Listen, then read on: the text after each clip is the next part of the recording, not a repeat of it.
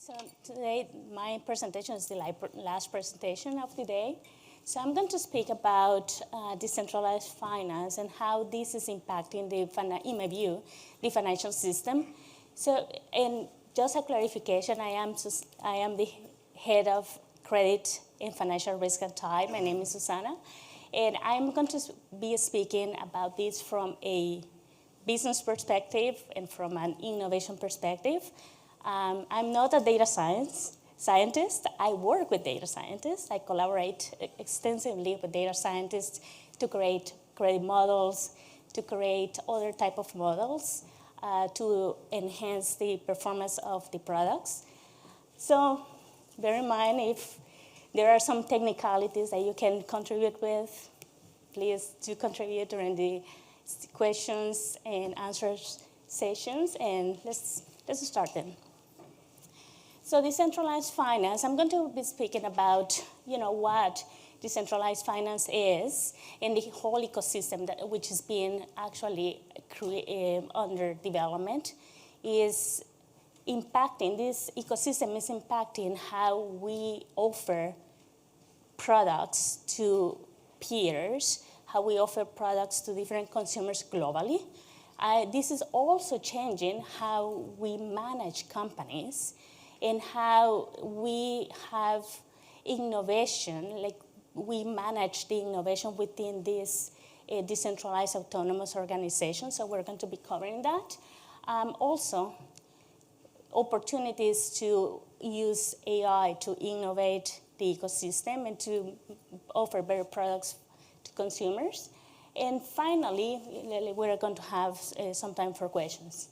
In terms of what the ecosystem is, so this is $1.8 trillion ecosystem, and it has been going on for the last 10 years. It has had an exponential growth in the last 3 years. And this ecosystem, unlike the traditional finance ecosystem in for example, I work in the fintech industry, and our ecosystem differentiates itself because it's been built on the blockchain.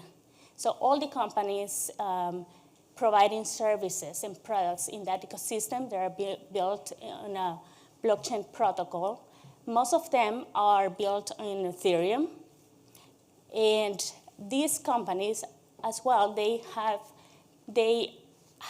public open source smart contracts, so everybody can see within their community or even the public, they can see how the smart contracts are run.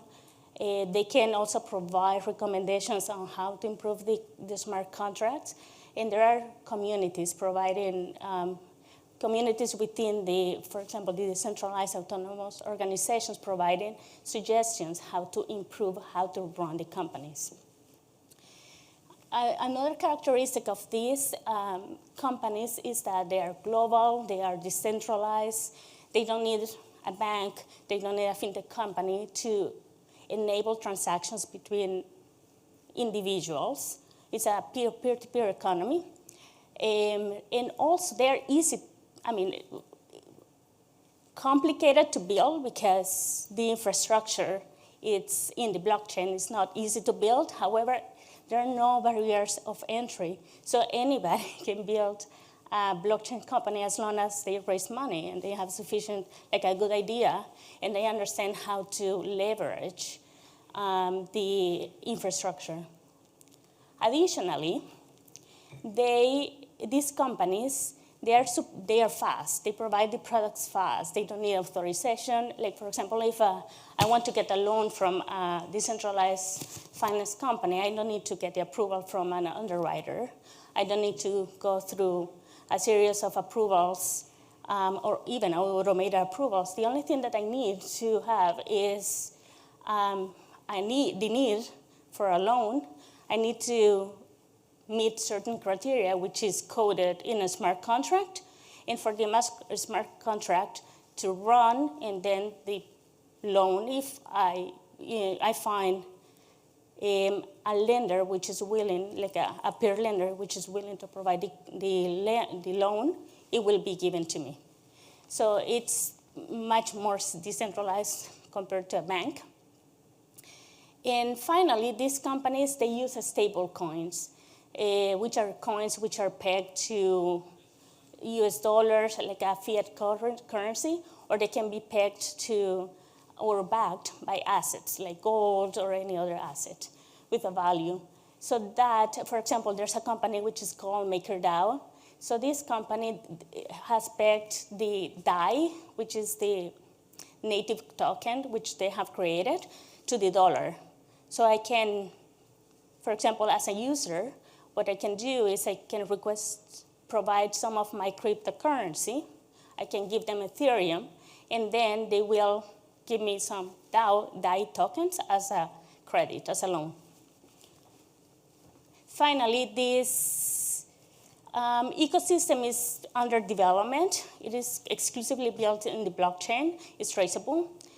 However, there are some opportunities of improvement. For example, many of these companies are not using AI intensively in their decentralized applications. They are using smart contracts. However, given that it's expensive to run, like for example, there are gas fees to make the transaction, to complete transactions. The companies are not using AI extensively. And there are some constraints related to the regulation. So in terms of the ecosystem, as I was telling you, it's a growing ecosystem. Currently, there are $196 billion stored in native tokens. And as you can see there in the ecosystem, there is, I don't know if you can show here. So all these companies are built in Ethereum. That's the preferred protocol. But there are some other companies which are built in Solana.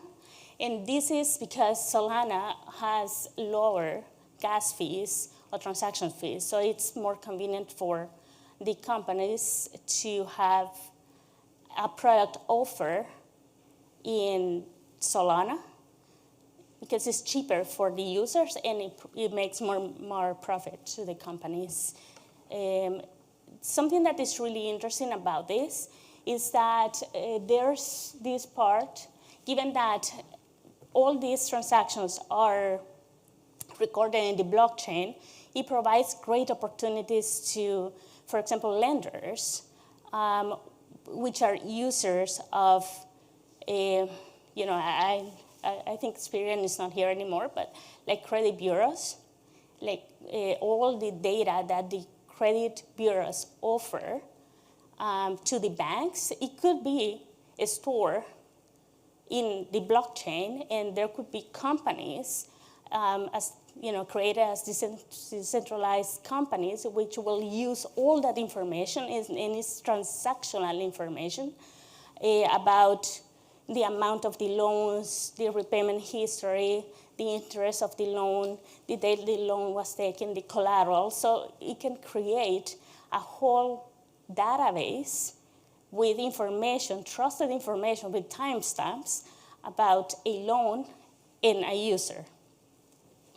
In terms of innovative governance structures, so this is another thing that is very, very interesting about the decentralized finance ecosystem, is the fact that you can create not an LLC, but you can create a organization which is completely decentralized. It doesn't have owners, but it's a community of individuals holding tokens. So let's say, for example, MakerDAO, the individuals, they hold DAI, and they can provide their input to build the product. They can provide their input on the treasury management. They can provide their input on new innovations, for example, or how to deal with their own customers. So all these things are governed by different committees. And the different committees, none of them are paid, like as an employee or a director or board of directors, for example. but they're just contributors, and they receive payment through the tokens. So they have participation in the treasury tokens of the company. All these transactions,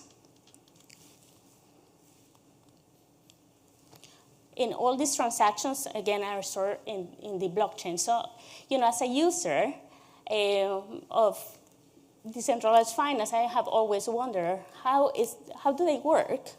In these companies, for example, the decentralized exchange where you can buy and sell cryptocurrency, they use 5 different layers. One of them is the settlement layer, which is layer number 1. So here we have all the transactions related to the tokens. For example, who owns let's say we're using the Ethereum blockchain, who owns the token, when it changed ownership, and it's used for settlement and for also for reconciliation and to take information to solve disputes. Then we have the asset layer, which is the layer number 2, and that layer holds the native token. It holds the fungible tokens and the non-fungible tokens. So the fungible tokens are related to cryptocurrency, and the non-fungible tokens are related to assets which are cannot be replicated, such as, for example, work of art, or for example, if I want to sell a bag, like an expensive bag, I can tokenize it, and I can first fractionalize it, and then tokenize it, and then I can sell those tokens in a secondary market. So in terms of the protocol, the third layer is the protocol layer. So that holds the product, the rules about the product, the smart contracts governing the products, and they can be lending products, they can be exchange, all the contracts governing the exchange of assets, also asset management, et cetera, et cetera. So, something that is really interesting is that these companies, as you can see, these companies are providing exactly the same services as bank and fintech companies, but on a decentralized manner. The fourth layer is the application layer, and that layer has the interface with the user. And the fifth one, that's only used by decentralized exchange, like those companies offering buying and selling of cryptocurrency, is that they aggregate. They can transact with other decentralized companies and through aggregators. So in terms of, let me just continue. In terms of the ecosystem, as I mentioned, it's a growing ecosystem, and most of the assets are locked in the decentralized. So the value of the tokens, because each DAO, for example, they can create their native token. As I was mentioning, for Maker is DAI.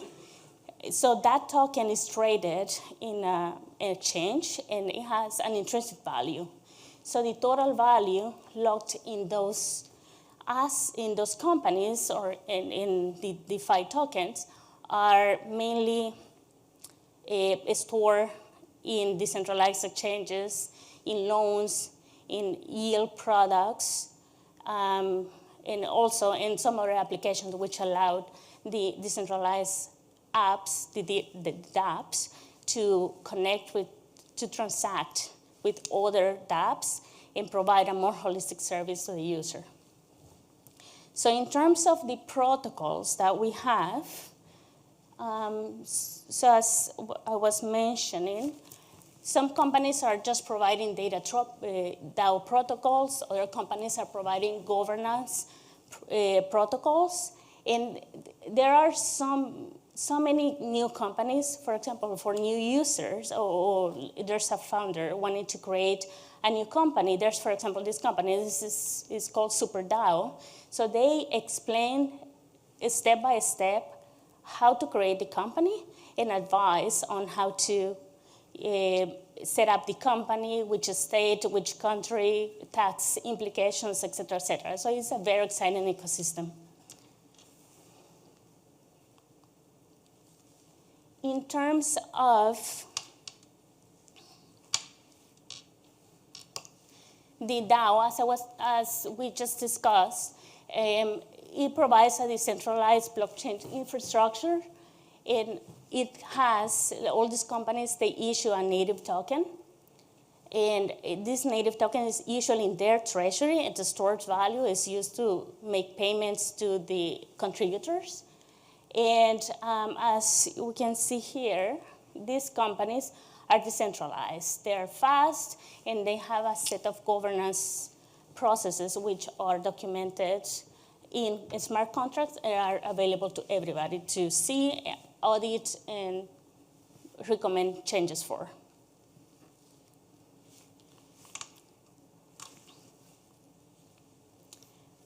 As we can see, the market has been increasing. Here, that's the trend of the value of the native tokens. So it has been increasing. It increased in December, last year, and now has stabilized at $196 billion. And there are several currencies which are exchanged in the secondary market. So one of those companies is the Maker platform. I don't know if any of you are familiar with that or have used decentralized finance. No? All right, so this company, it's very interesting. As I mentioned, they have a very complicated treasury management system or set of smart contracts because they peg the DAI to their native token to the US dollars. So they have, and then they provide loans at, they have different loan to values depending on the riskiness of the borrower or the peer wanted to get funds. And they use an algorithm to match my needs with the providers, the owners of the DAI. And it's a very straightforward process. It's fast, and as I mentioned, they record everything on the blockchain, and it's meant to be frictionless. Finally,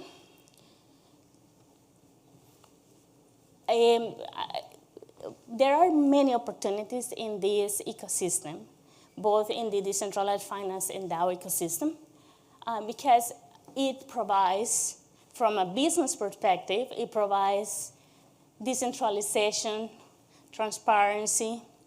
It provides opportunities for automation, opportunities to innovate products, and solve needs that large organizations or fintech companies cannot solve because they just don't have the infrastructure to do so. And it lower the barriers of entry because anybody, as I mentioned, can create a DAO, they can create a platform, a prototype, and get funding. So there's no need to apply for a regulated license, for example, to provide a loan. It's decentralized. In terms of opportunities from an AI perspective, there's a lot of information out there, like in the blockchain. So there's an opportunity for companies to use all that information to create databases and, for example, as I was mentioning, create a credit score just based on those transactions. But also there are opportunities to understand the behavior of the users or to enhance the KYC.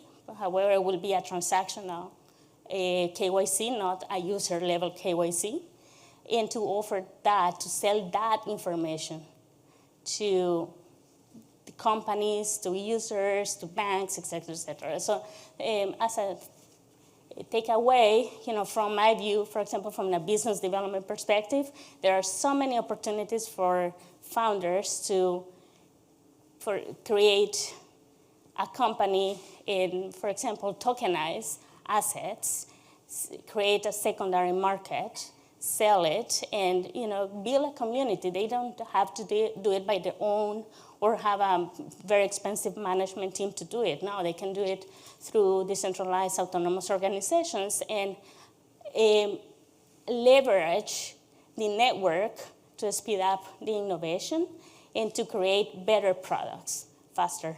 So this is a challenge. In my view, it's a challenge for both the large financial organizations, and it's a challenge for the fintech companies, and it's also a challenge for the technology finance companies. And given that it's a challenge, we all have to think about, if we work in this type of organizations, we have to think about innovation within the financial system ecosystem, for example, payments, to be able to keep up with the decentralized finance applications.